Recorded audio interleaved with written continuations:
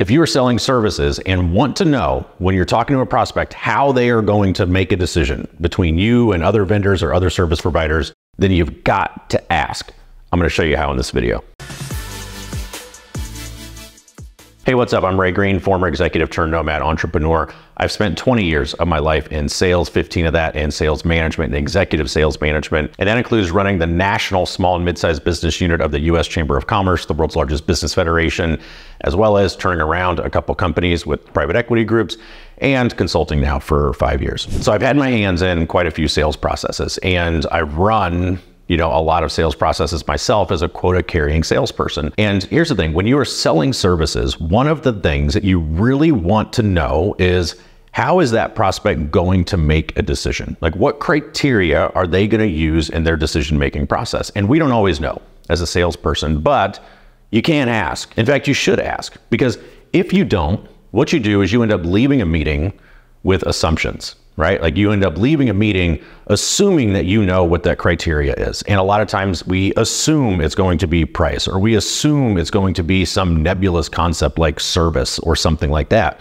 And there's two problems with that. One is, a lot of times we're wrong, right? Like, we're projecting our own biases onto the prospect. Like, we make decisions based on price, or we make decisions based on a level of service, or we make decisions in a particular way. So we project that onto prospects. And that's just a bad idea, because everybody makes decisions differently and everybody is weighting different criteria differently. So you want to know what that is. The second problem is, a lot of times prospects have not themselves actually thought through the process. They've said, I don't like my current service provider. I'm not getting what I want.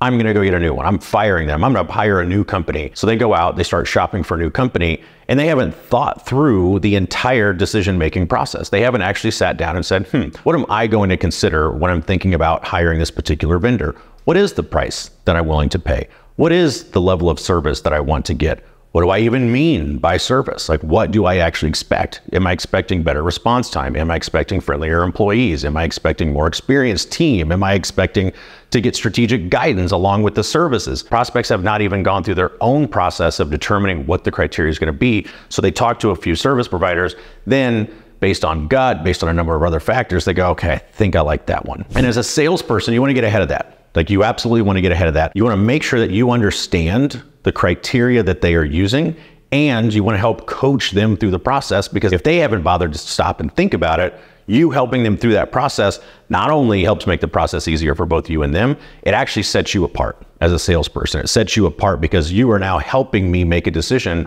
as opposed to having some adversarial prospect versus salesperson relationship. So if you want to understand how they're going to make a decision, really simple way. When you go into your discovery and you do your normal rapport building, you set the agenda, you open up the call, and you do some basic high-level discovery. So tell me about how you are doing XYZ, right? Like, if you're selling IT services, tell me about how you're using IT in your company today. And they'll give you some high-level stuff. They'll give you some information. You can start to understand the pains, the problems, the things that they're dealing with. You simply say, okay, cool. Now that I've got like a decent understanding of how you're using the services, or what you're expecting with such and such, you just segue into it. You say, so what's most important to you? Well, I want to get, really good value. I really want to get good customer service. I really want somebody who's really experienced with this. I really want whatever it is. A lot of times what you're going to get at this point is very service level stuff, right? Because buyers have habits. Okay. And so what they do is they reach into a drawer of things that they usually say that they haven't really thought through. So they say something like price. They say something like good service. They say something like reputation. And what you want to do is not accept that surface level answer. You need to understand the buying criteria with specificity. You really want to understand what the criteria that they're using is. So price isn't enough. Good service isn't enough. Good reputation isn't enough. What you now need to do is you now need to double click on that answer and get them to answer in more detail to tell you what that means. And that's what's really going to open up the conversation to help you later when you're doing a proposal, when you're doing your demo, when you're actually going to close, or when you actually get objections. If you say, hey, so tell me what's most important to you in picking your next IT service provider. And the answer is, well, I want to get a good price. And you say, okay, cool. What is a good price? Or you can say, okay, great. Yeah, obviously nobody wants to pay more than they need to. How do you know you're getting a good price, if you don't mind me asking? Like, what are you looking at? Okay, so you're asking questions to get them to get more specific. Or they say, Yeah, I want somebody with a good reputation. Yeah, I totally understand. Like, we don't want any, unscrupulous people running your network or providing the services. So let me ask you, what does a good reputation mean to you? What does that look like? How do you know that they really have a good reputation? Like, are there certain things that you're looking to validate that, right? So what you're doing is you're asking follow-up questions to peel the onion, right? Because what you may actually find by asking questions is it's not really price. Like, they'll tell you it's price. You say, okay, like, so what does that look like to you? Do you have a range in mind? How do you know that you're getting a great price?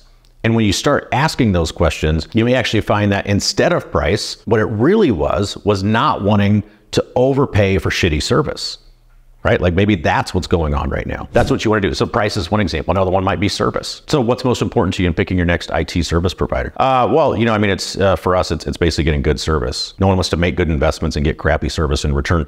Let me ask you, what does good service look like to you? Like, what are the things that you're evaluating when you think about service? You let them answer, and then you have questions like, how do you know that they're going to provide good service before you started working with them? Are there any things that you're looking at beforehand that'll help you make that decision? You want to use these types of questions as follow-ups. So you want to ask the initial direct question, what is most important to you in picking your next service provider? Okay. 2, what does that mean? Okay. What does that look like? How do you know that you're going to get that? Okay. And those are the questions that are going to help them think through their own thought process. And it's going to give you everything that you need later when it comes to building a really good proposal and or addressing any objections. So you've got to ask, what's most important to you in picking your next service provider? Okay. Then the follow-up. And the follow-up is going to be where all the gold is, right? Like, that's going to be the good stuff. And that is, what does that look like to you? How do you know that you're really going to get that beforehand? Do you have something in mind? What are the ways that you're evaluating that? Why is that important to you? Those follow-up questions are going to give you what you need later on when it comes to building a good proposal, if that's part of your process, or addressing any objections. Because now when they give you an objection that's based on price, you have a lot more context and a lot more information for what price really means. What elements of value are they not necessarily seeing in what you're proposing, right? And you also understand why that's important to them. You understand how they're thinking through the decision. And again, in my view, this is as much for you in helping you sell your stuff as it is for them in helping them think through the decision and make a good decision on picking a vendor or a service provider or something like that. So hope this has been helpful. If it has, feel free to subscribe to the channel for more sales tips and business tips. Until next time, adios.